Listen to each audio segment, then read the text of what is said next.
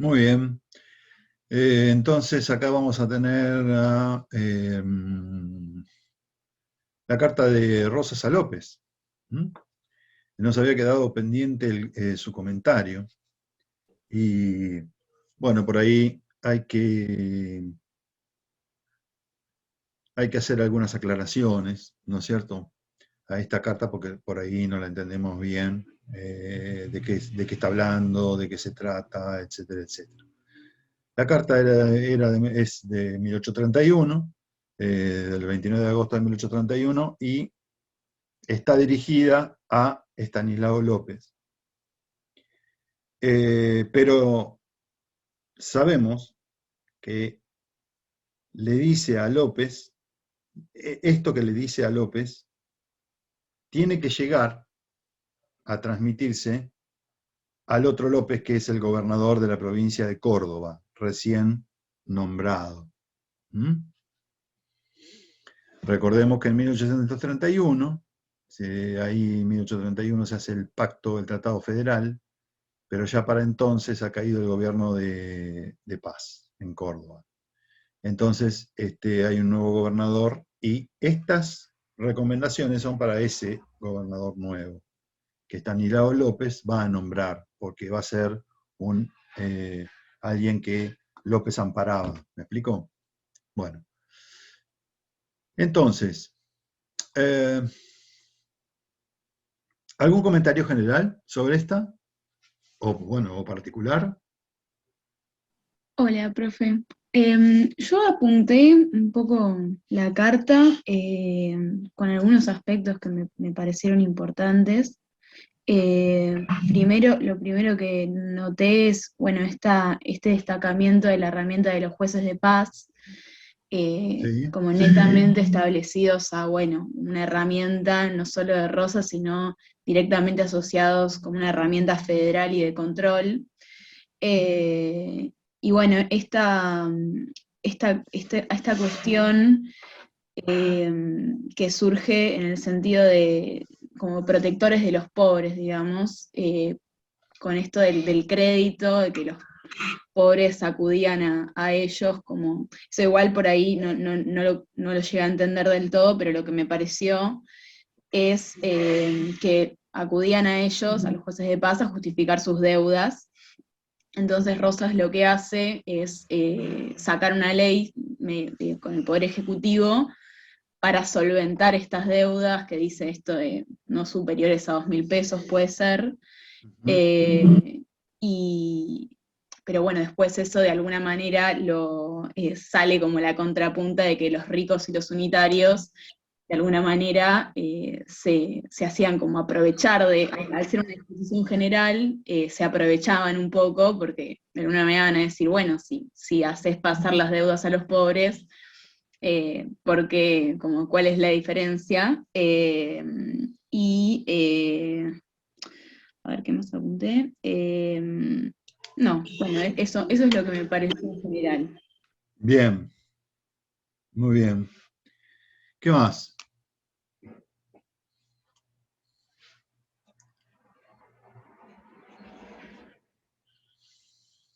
Porque es una carta jugosísima. Nosotros estábamos hablando veníamos conversando sobre, bueno, en la carta a propósito de la carta de García, ¿no? Que García está alertando sobre la implantación de un sistema político y de una forma de hacer política, ¿no es cierto? Le está diciendo, mira, tené cuidado porque vos te vas a volver un autoritario y después no vas a poder salir de acá. O sea, te estás metiendo solo en un callejón sin salida, ¿no? Y en lugar de volver para atrás, te vas a radicalizar, porque además se van sumando, ¿no? Tus acólitos te van diciendo, estás acertado, vas bien, seguí así. Es más, hay que ir por más. Vayamos por más, es la frase. Bueno, muy bien. A que, digamos, eso ya sabemos la película cómo termina. Pero independientemente de eso, para desglosar ese sistema, para conocerlo más, esta carta nos viene bárbaro, porque es la palabra del restaurador de las leyes, no sé si me explico. De esto se trata el orden de Rosas. El sistema de Rosas está explicado en gran medida por esta carta. ¿Cómo se manejaba Rosas con los pobres, con toda la gente? No es simplemente con los pobres. Vamos a tener mucho cuidado con esto, porque cuando dice de los pobres, hay que tomarlo con pinzas, ¿eh? Son los pobres diablos que han perdido algo, que obviamente si perdieron no eran tan pobres en su momento. ¿Me explico? Esto es una cosa, por ejemplo, a tomar en cuenta, porque si no, pasa totalmente desapercibido. Bueno, de lo que habla es de unas medidas que él pretende tomar, o que tomó, a raíz, digamos, del asedio a Buenos Aires, ¿no? De 1828-29, en donde muchos propietarios o mucha gente, incluso del común, la gente que tenía algo, digamos, ¿no? Que tenía una chacra, que tenía unos pocos animales, que tenía por ahí un corral, que alguna cementera, etcétera, etcétera, que le rompieron todo. O se lo robaron, o se lo quitaron, o cualquiera de los dos ejércitos, o los levantados, pasó por ahí y dijo, necesitamos darle de comer a los soldados. Venga, después te pagamos. Y los que pierden no pagan, obviamente. Y los que ganan a veces tampoco pagan. Entonces dice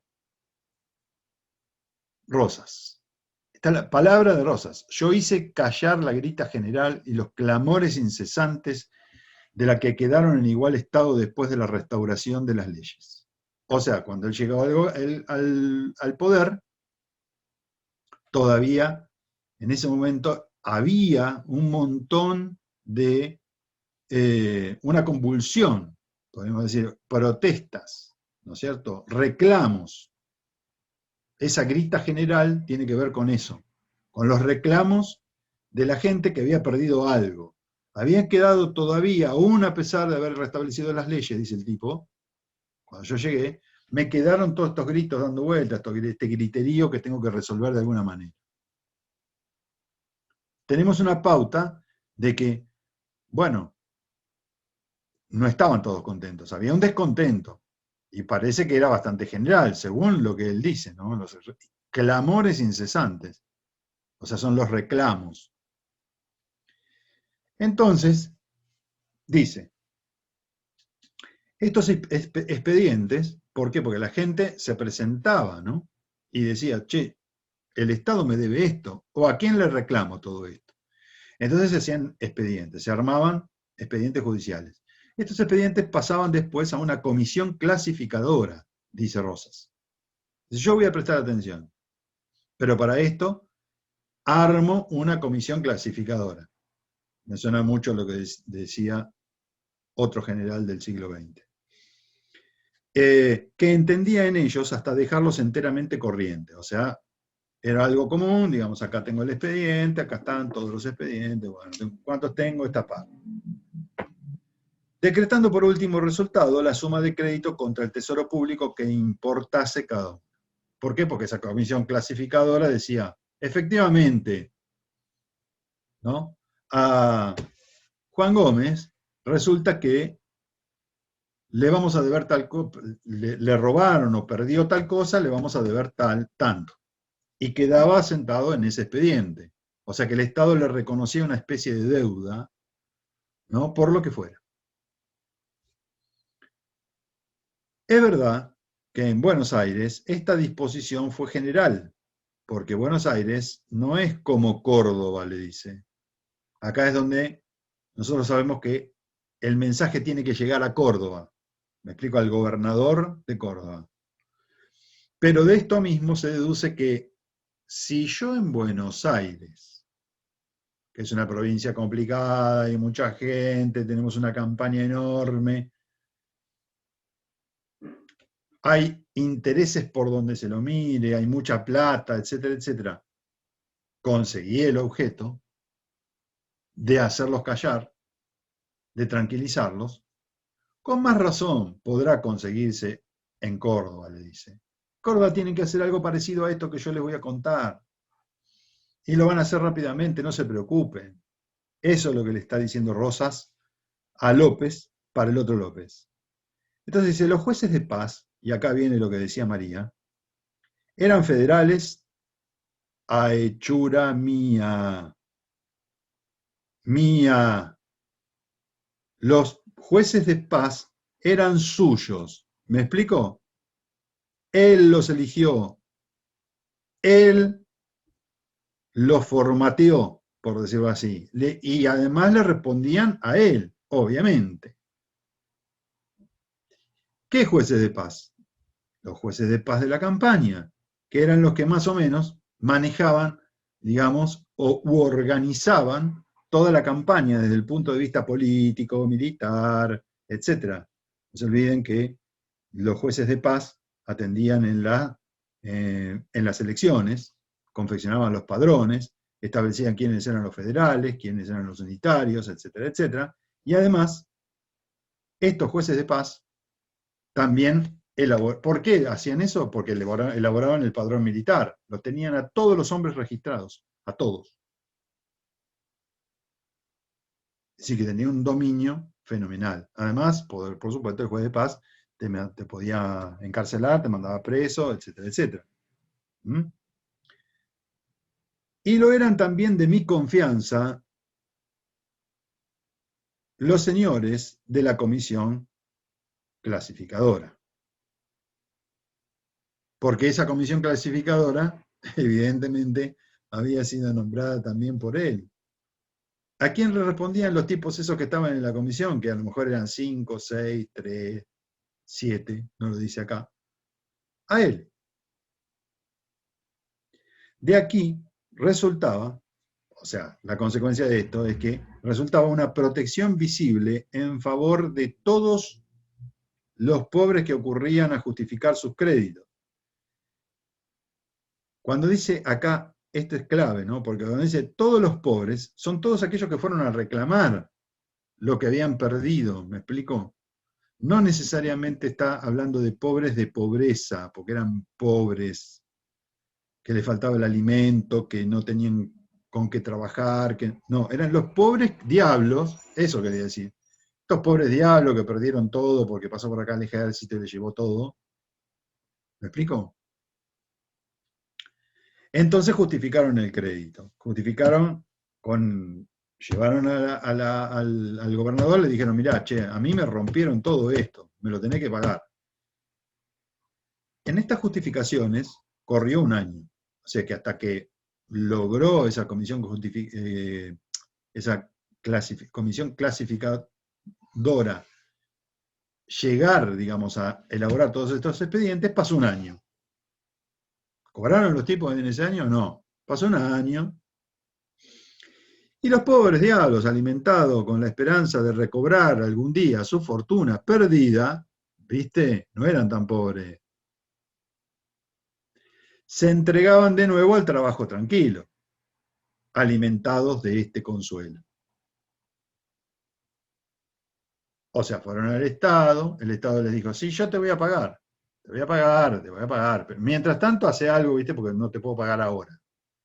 Entonces, ¿qué hacían estos tipos que habían perdido su fortuna o que eran pobres o más o menos, de clase media, lo que fuese? Y se ponían a trabajar de nuevo. A ver, me voy a comprar una vaquita de nuevo para que quede preñada y entonces tengo un novillo y después, y así sucesivamente, hasta que más o menos me recuperaba. ¿Y qué hago? Y bueno, voy a sembrar mi sementera, voy a plantar un poco de trigo, qué sé yo, me la voy a ir rebuscando para ir, y mientras tanto me rearmo el rancho que me lo quemaron. ¿Me explico, verdad? Esperanzados. Y sigo con la esperanza de poder cobrar algún día lo que me rompieron. Como la disposición fue general, dice Rosas, ya se deja ver que los empeños de los ricos y las intrigas de los unitarios algún mal producirían en favor de los pendientes, con perjuicio de los pobres. ¿Qué nos quiere decir esto? Que como pasó un año y un poco más, y entonces, al ver que no cobraban, por ahí empezaban a haber descontentos. ¿Y quiénes se hacían eco de esto? La oposición, los unitarios, que les iban a ir a decir, teóricamente, porque unitarios ya no había ahí. No había directamente. Pero bueno, los enemigos de Rosas eran unitarios, todos, fuesen unitarios verdaderos o no. Así eran calificados. Entonces, bueno, seguramente la oposición iba a hacerse eco de este reclamo y iba a atizar, digamos, iba a poner el dedo en la llaga y le iba a decir, che, levántense, generen problemas, ¿no? Hagan algo, vayan a protestar. Eso es lo que teóricamente pensaba Rosa que podían estar haciendo los unitarios. Entonces fue la oportunidad que encontré, dice el tipo, ¿no? Para influir con el poder legislativo. No es que es para mandar, es para influir con el poder legislativo a fin de que sancionase por ley que el poder ejecutivo procediese a pagar los créditos de los pobres cuyos expedientes no excediesen de 2.000 pesos. Esto es genial, porque el tipo dice, voy a influir en el Congreso para que me obligue a mí, que soy el poder ejecutivo, a pagar deudas hasta 2.000 pesos. ¿Me explico?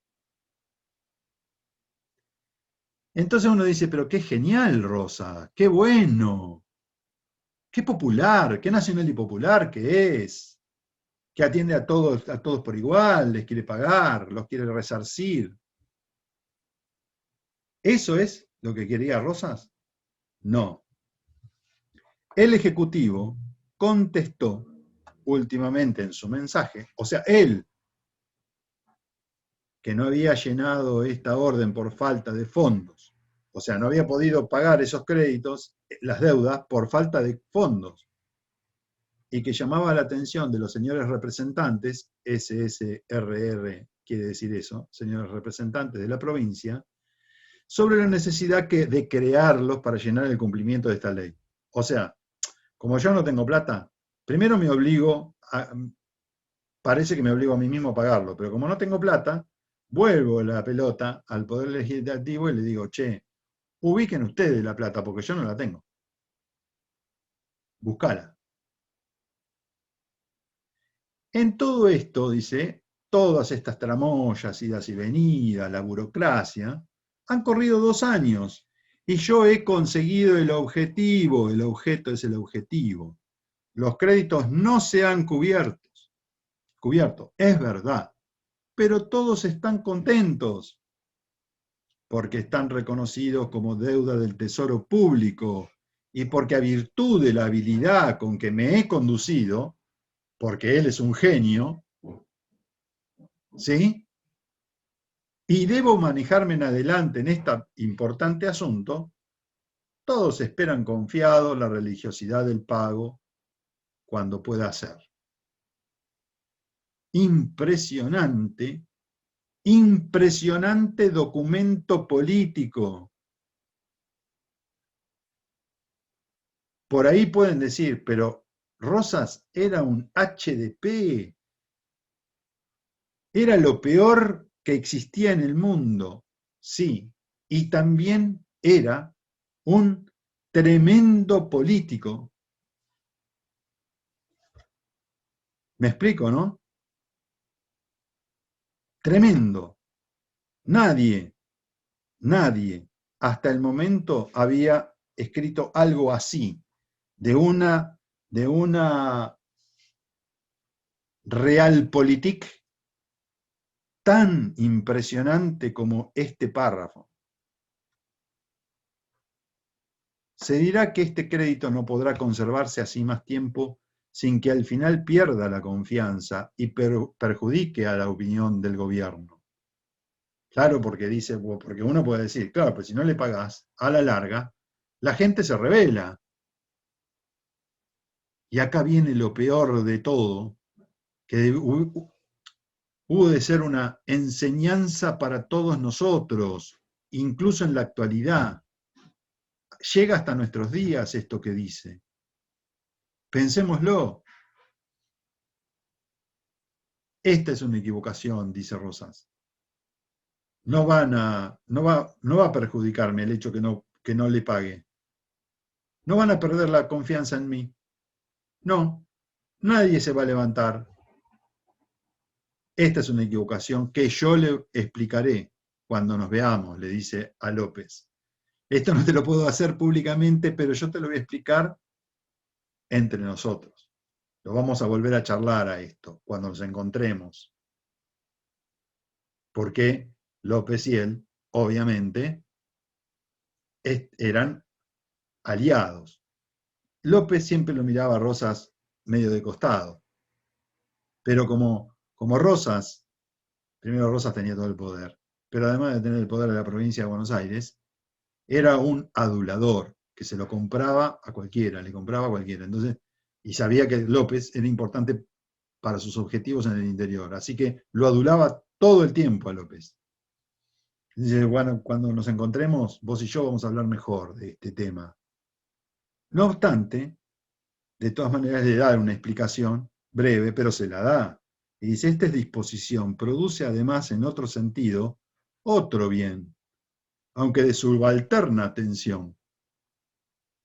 Consiste en que todos los acreedores, o sea, todos esos pobres diablos, digamos, que estaban reclamando y que no cobraron un mango, ¿eh?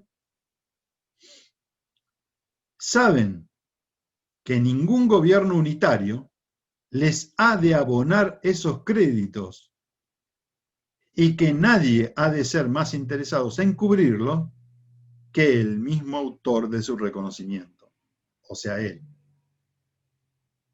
Se pone en la piel de quien necesita esa plata, ¿no? Y dice, ¿qué va a pensar este tipo? Que si cambia el gobierno y yo ya no estoy, el que venga no se lo va a reconocer. Y entonces me va a seguir apoyando porque soy el único que le sigue prometiendo que se lo voy a pagar.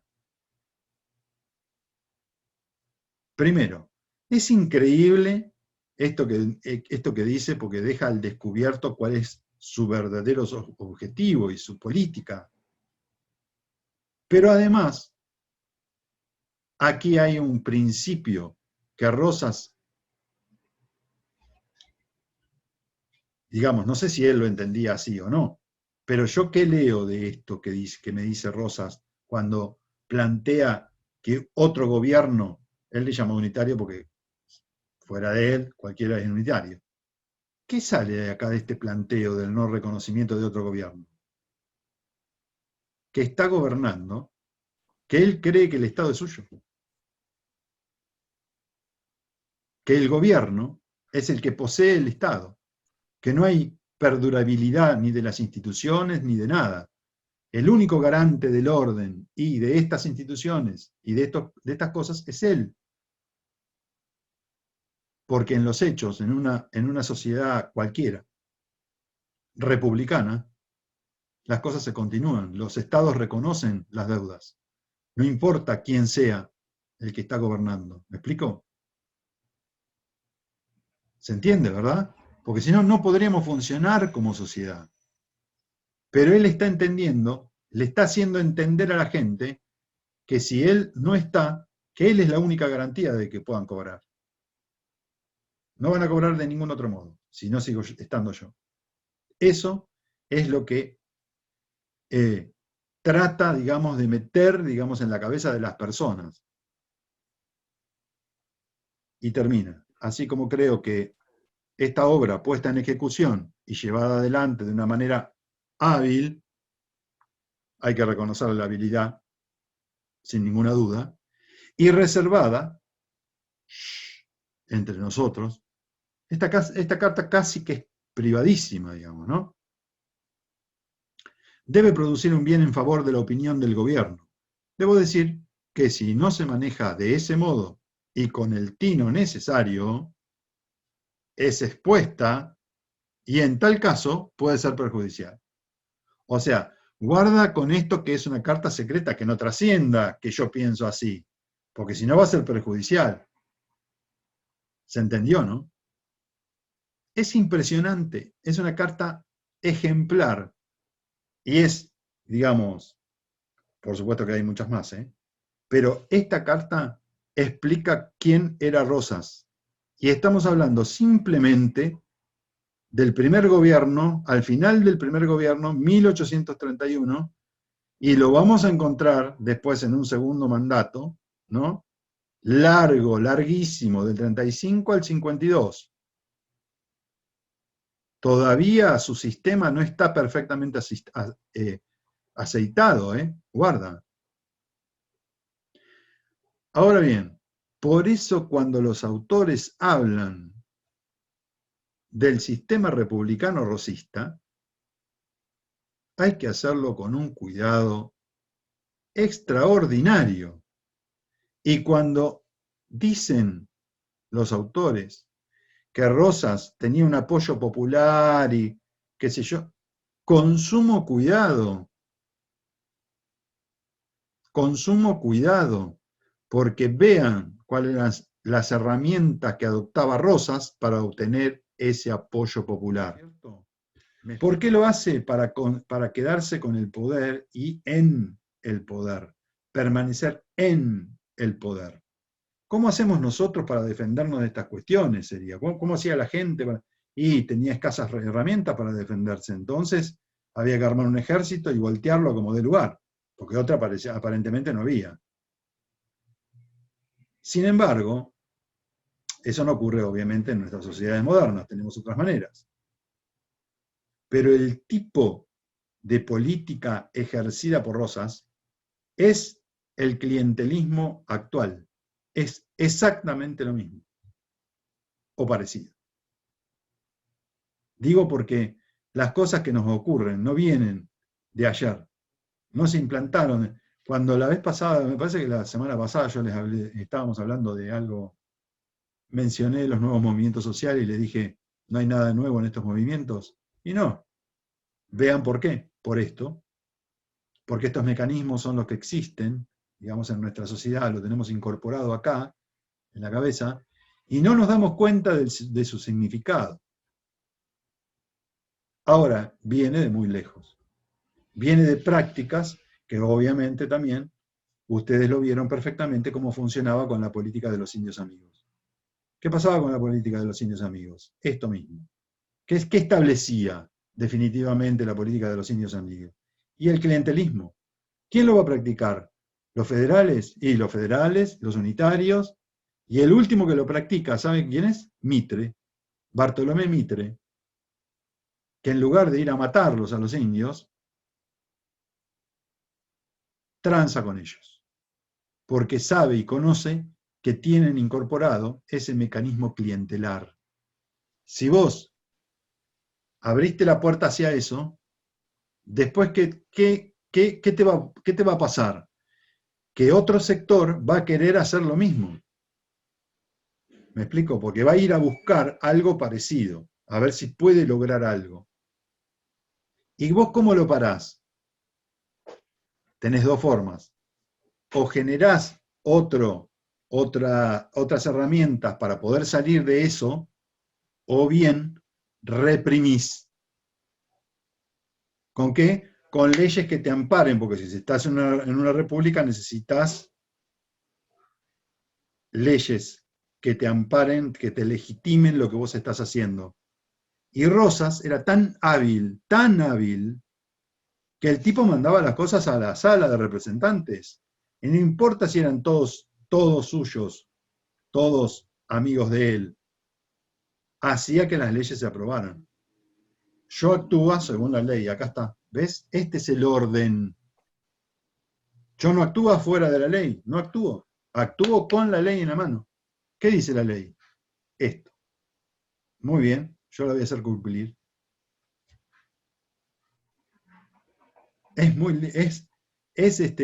¿Cómo decirlo? Ya sé que puede resultarnos embromado todo esto, pero es muy divertido de conocerlo, de desmenuzarlo, de saberlo. Después nos puede parecer trágico, embromado, ¿no? Para llorar, pero no es ese Que el se haya objetivo. mantenido 17 años en el poder, en el segundo gobierno, debe haber sorprendido a propios y extraños, me imagino, ¿no? Y a los primeros que lo sorprendieron fue a la generación del 37. Alberdi le decía en la cara, bueno, este es un genio de la política. El asunto es que no tiene proyecto, ¿no? No tiene... ¿A dónde va el proyecto de político de Rosas? A ningún lado, va a esto que tenemos ahí, nada más. Entonces, ¿qué quería la generación del 37? Que vamos a ver un poquito más adelante. Bueno, quería que Rosas, siendo este gran político que ellos mismos consideraban, ¿qué le achacaban a Rivadavia? Lo mismo que le achacaba Rosas. Rosas decía de Rivadavia que tenía muy buenas ideas, pero que desde el punto de vista, que era un mal político, porque no sabía hacer política, no llegaba a la gente. En cambio él sí llegaba, sí, así llegaba. ¿Eh? Muy Profe, interesante. y se puede pensar que si bien Rosas actuaba con este clientelismo y su fin era único y está plasmado en la carta, que los sectores populares quizás sí sentían una identidad con su figura y con su forma de proceder, y por ahí había cierto clientelismo, obviamente, porque, o sea, si te dan, vas a querer seguir teniendo, pero se puede ver como una representación de las clases populares en Rosas, o no, o era solamente esta relación clientelista y fin, porque hay circunstancias de donde las clases populares lo apoyan y no hay explicación Claro. de por qué. Pero fíjate, Lara, que vos me estás diciendo, me hablas de dos cosas, y distinguí esto. Distinguí el apoyo genuino, vamos a suponer, de las masas, es medio difícil hablar de masa en esta época, no habláramos de masa, de estos sectores, ¿no es cierto? O de cualquier sector. Identificarse con Rosas, esto es una cosa, y es genuino a lo mejor, porque cualquiera se puede identificar genuinamente con un líder, con un movimiento, con un partido, etcétera, etcétera. Y otra cosa es que Rosas encarne la representación de los sectores populares. ¿Me explico? Ahí está la diferencia.